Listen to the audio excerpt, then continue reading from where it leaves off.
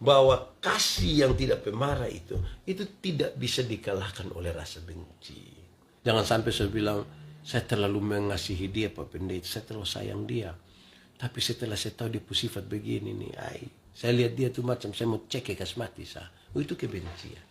Kebencian sudah berhasil mengalahkan kasih yang ada pada kita. Baik kita nyatakan seluruh ungkapan syukur kita dari hati yang penuh dengan sukacita, kita nyatakan itu kepada Tuhan Allah, karena kita jujur bahwa kita ada hingga hari ini, kita terlalu diberkati. Karena keanggunan dari kasih Kristen terletak pada rasa hormat, pada kebijaksanaan, dan pada kesopanan.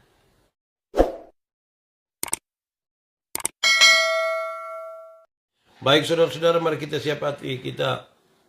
Sebagaimana firman Tuhan berkata, latihan badani itu terbatas gunanya, tapi ibadah itu mengandung janji. Baik untuk kehidupan hari ini maupun kehidupan di zaman yang akan datang. Karena itu kita beriman dan kita sungguh percaya bahwa dalam persekutuan dengan Tuhan jerih payah tidak akan pernah sia-sia. Termasuk hari ini kita bersekutu bersama dengan Tuhan. Baik kita nyatakan seluruh ungkapan syukur kita dari hati yang penuh dengan sukacita, kita nyatakan itu kepada Tuhan Allah, karena kita jujur bahwa kita ada hingga hari ini, kita terlalu diberkati. Ada banyak hal yang kita dapat dan sulit untuk kita hitung satu persatu. Berkat Tuhan terlalu besar dalam hidup kita. Nyatakan dengan sukacita, tetapi sebagai orang berdosa, kita mesti tetap merendahkan diri di hadapan Tuhan, memohon pengampunan daripadanya. Terima kasih banyak. Kita siapkan hati kita, pastikan bersama orang-orang terkasih dalam hidup, dan kita berdoa untuk mendengarkan firman Tuhan. Mari kita berdoa.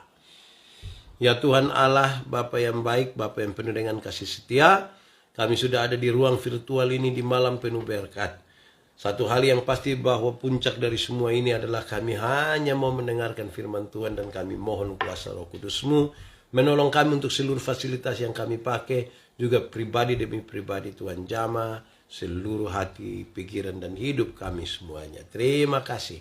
Kami akan membaca firman-Mu, berkati kami sekalian, ampuni dosa dan tolong kami Tuhan. Di dalam nama Yesus, firman yang hidup itu kami berdoa.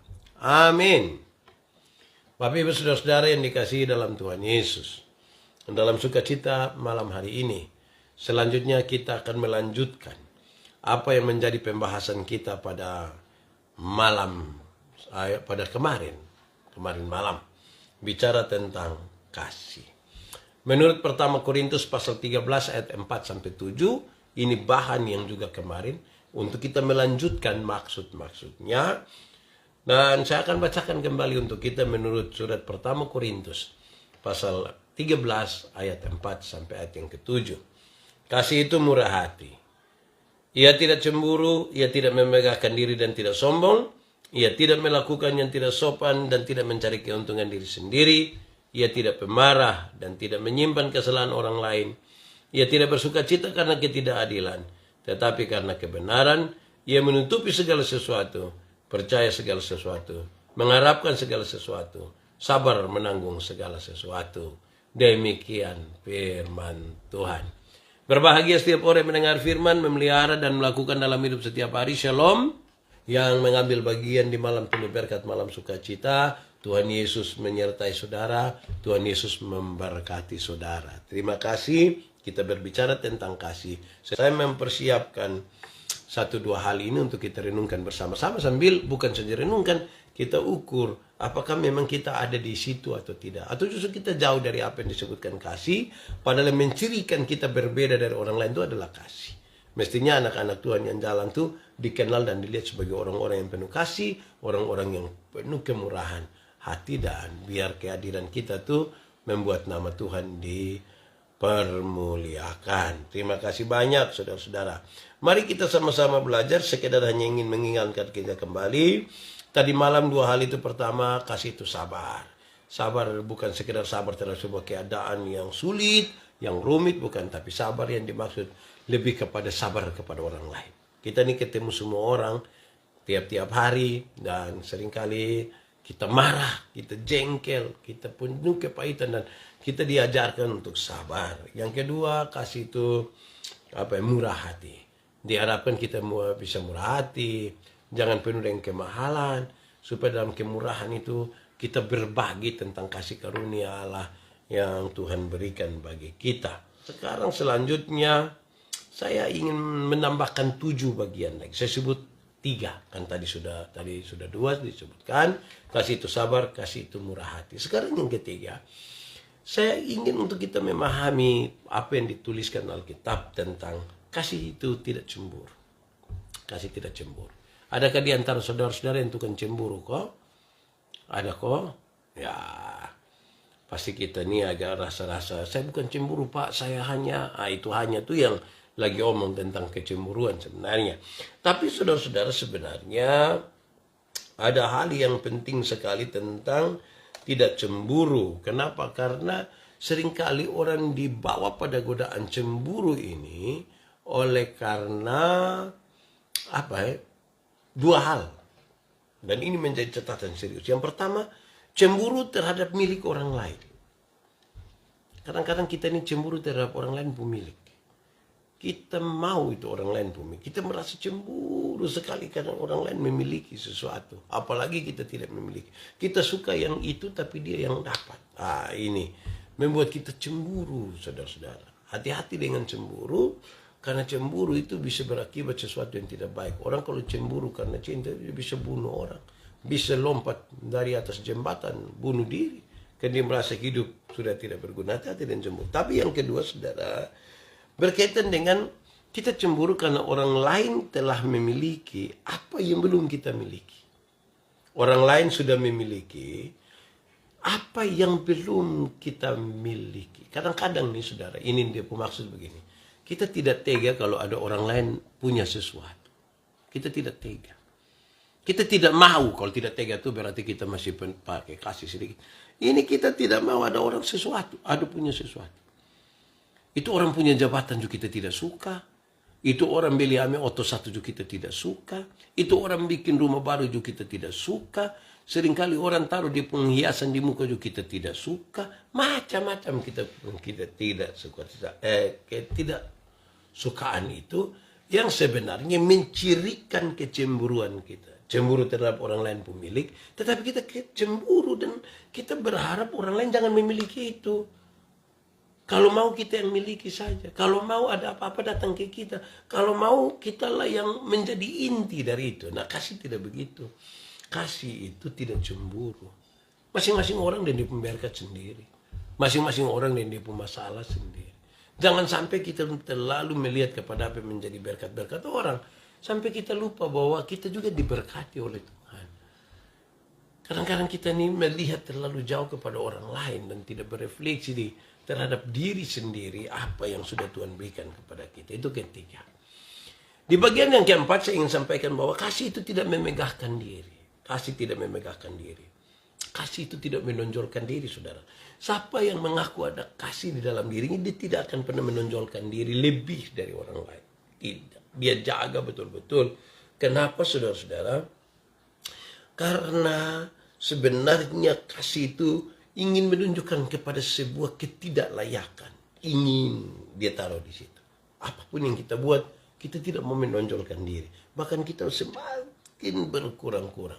Kita punya kerinduan adalah, sudahlah Tuhan yang dipermuliakan. Jangan kita yang dipermuliakan. Sudahlah kemuliaan hanya bagi Tuhan. Jangan bagi kita. Nah saudara, saya ukur ini kadang-kadang kita memegahkan diri. Kadang-kadang kita merasa terlalu layak. Kadang-kadang kita merasa terlalu pantas, terlalu pintar, terlalu semuanya. Nah ini dia masalah. Kita seringkali gagal di sini. Gagal dalam pemahaman yang benar tentang kasih itu, kasih itu, kasih itu. Saya kira pemahaman yang benar itu membuat kita bertindak dengan benar. Baik, yang berikut saudara-saudara. Yang kelima, saya ingin mengatakan kasih itu tidak melakukan yang tidak sopan. Kasih tidak melakukan yang tidak sopan. Kasih itu tidak sombong. Yang kelima, kasih itu tidak sombong. Mohon maaf sekali. Kasih itu tidak sombong. Apakah saudara sombong? Pasti saudara bilang tidak. Saya tidak sombong. Orang sombong tidak akan pernah rasa kalau dia sombong. Orang sombong itu merasa orang lain yang sombong. Bahkan ketika orang lain menyatakan kerendahan hatinya, orang sombong tetap merasa dia rendah hati. Dia lebih baik malah dari orang lain. Saudara pernah ketemu orang yang begitu? Itu menunjukkan kesombongan. Ini sombong, ini bukan saja soal harta milik lain sebagainya. Kadang-kadang orang beragama saja merasa sombong. Saya mau memberi arti di sini. Sombong. Saya pakai catatan begini. Saudara boleh buat status. Saya kira ini sebuah kalimat yang bagus ini. Orang-orang yang berpikir hebat tidak akan memikirkan betapa hebatnya dirinya sendiri. Ulangi. Orang-orang yang berpikir hebat tidak akan berpikir bahwa dia itu orang hebat. Orang-orang yang berpikir hebat tidak akan memikirkan betapa dia hebat. Tidak. Nah, itu kesombongan. Kalau seandainya orang-orang berpikir, bercerita, dan lain sebagainya tentang kehebatannya. Biarlah nanti dunia ini mengakui saudara lah. Tidak usahlah dipaksakan. Pencitraan, dan lain sebagainya. Justru yang kelihatan kesombongan. Justru yang kelihatan adalah yang sebenarnya tidak pas dengan apa yang diinginkan oleh firman Tuhan bagi kita. Ingat, kasih itu tidak sombong. Dia tidak pernah berpikir dia lebih hebat dari orang lain. Kasih tidak sombong. Karena semua orang sekarang menjadi penting. Penting bagi kita karena tidak ada hal yang kemudian begitu terpisah dari orang lain. Yang kita kerjakan, yang kita gumuli, selalu akan ada urusan dari orang lain. Mulai dari orang-orang yang kita kenal, atau orang-orang yang mungkin tidak kita kenal. Mungkin antara orang-orang yang punya andil besar pada kita. Tapi juga mungkin dengan orang-orang yang tidak punya andil besar buat kita. Nah, itu yang kelima. Yang keenam, saudara. Saya ingin menyampaikan kepada kita bahwa ingat, pembacaan tadi mengingatkan kepada kita. Kasih itu tidak melakukan apa yang tidak sopan. Kasih itu tidak melakukan apa yang tidak sopan. Dia pakai pakaian justru sopan-sopan. Bukan keluar piko, pakai yang aduh berat. Sopan-sopan. Saudara-saudara, sesungguhnya yang dimaksudkan di sini berkaitan dengan begini. Sebuah keanggunan. Anggun. Begitu kecantikan. Kasih Kristen itu terletak pada 3 hal ini. Kurang lebih 3 hal ini. Rasa hormat. Kebijaksanaan. Dan kesopanan. Rasa hormat terhadap diri sendiri.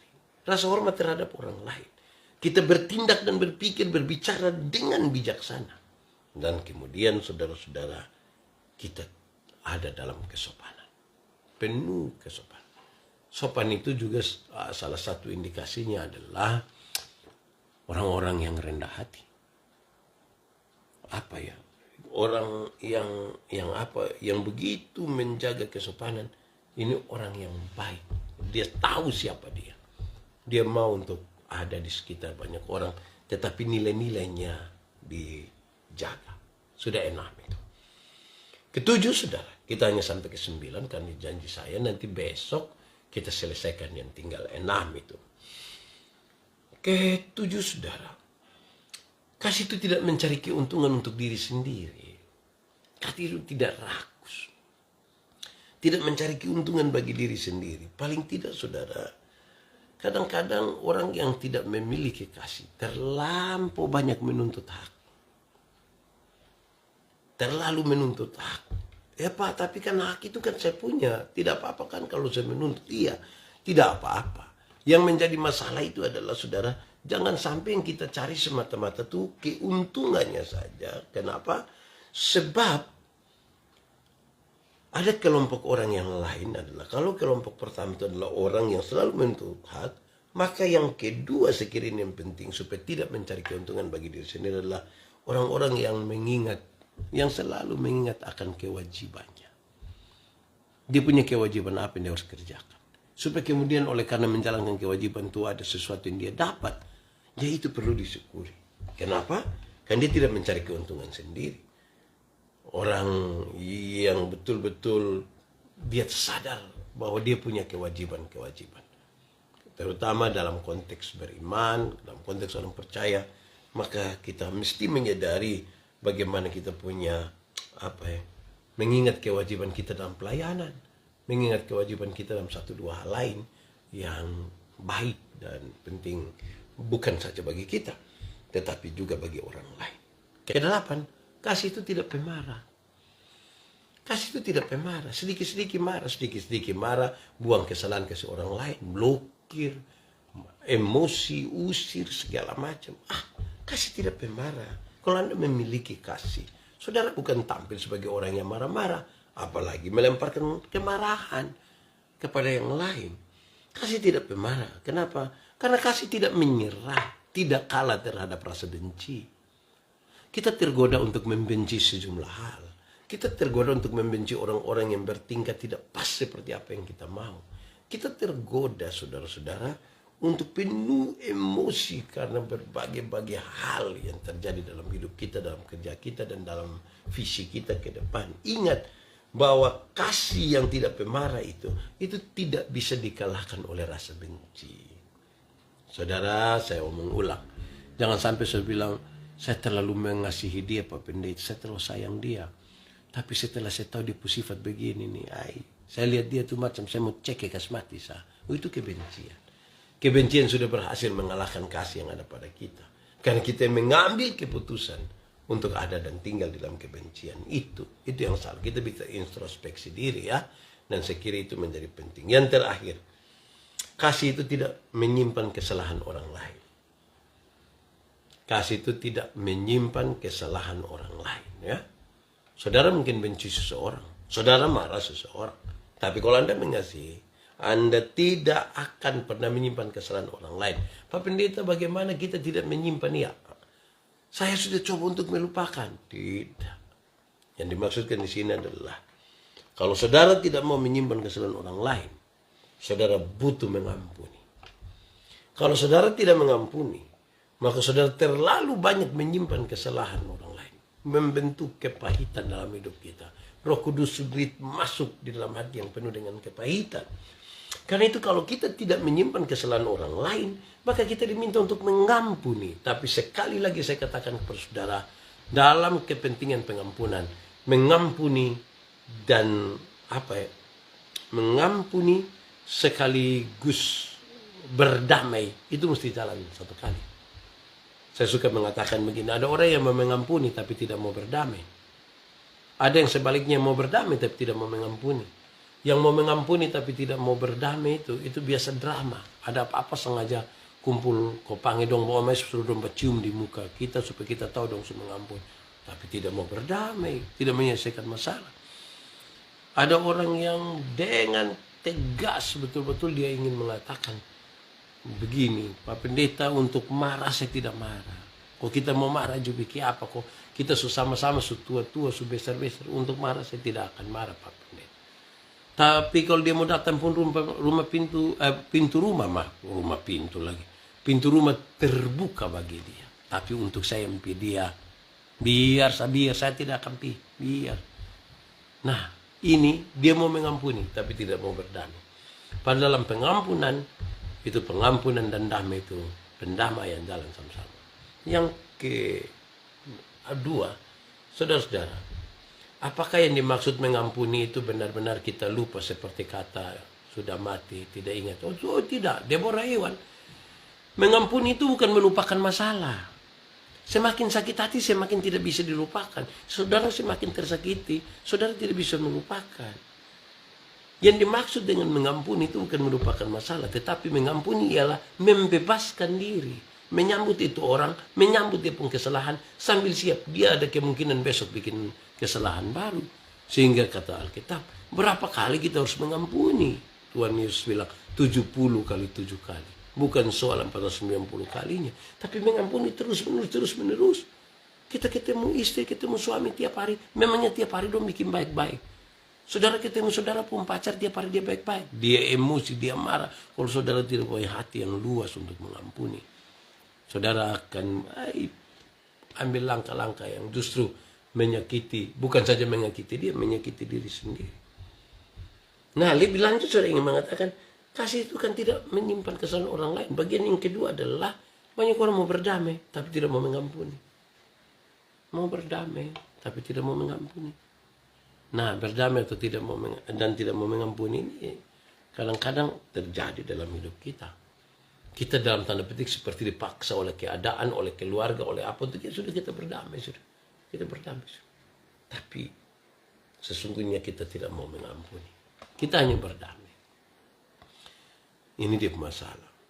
Helena Sambo Karaeng, bagaimana Tuhan mau mengampuni kita kalau kita sendiri tidak mau mengampuni orang lain? Ini sebuah tantangan. Doa yang Tuhan Yesus ajarkan, ampunilah kami akan kesalahan kami, sama seperti kami mengampuni orang yang bersalah kepada kami. Pakai bahasa yang lebih ringan, dia mengatakan begini, Tuhan, ampuni saya seimbang dengan saya mengampuni dia. Jadi kalau hari ini saya mengampuni dia 2 kali, saya mendapat hak dari Tuhan untuk saya diampuni 2 kali. Tapi kalau saya tidak mengampuni kesalahan orang kepada saya, sepertinya saya ingin berdoa dengan Tuhan, tolong jangan ampuni saya karena saya belum ampuni dia. Nah itu. Kasih kepada orang yang mengasihi kita itu sudah biasa. Tapi kalau kepada orang yang menyakiti kita, itu baru luar biasa. Dulu saya sangat susah mengampuni orang yang menyakiti. Ya, tapi Tuhan berikan kekuatan. Memang mengampuni itu susah. Karena itu kita butuh Tuhan supaya membuatnya menjadi mungkin. Membuatnya menjadi bisa. Bukan karena kekuatan kita. Saudara-saudara, pada waktu kita mengampuni itu, saudara, sebenarnya dia menguras kita punya hati. Waktu kita mengampuni, dendam itu kita kuras. Waktu kita mengampuni, amarah meluap-luap itu kita kuras. Waktu kita mengampuni itu, kita punya hati yang meluap-luap untuk balas dendam. Itu sudah dibersihkan. Setelah hati kita dan hidup kita bersih, Roh Kudus masuk ke dalamnya. Kalau Roh Kudus tinggal di dalam kita, hidup kita menjadi berbuah. Itu sebuah catatan yang penting, saudara-saudara.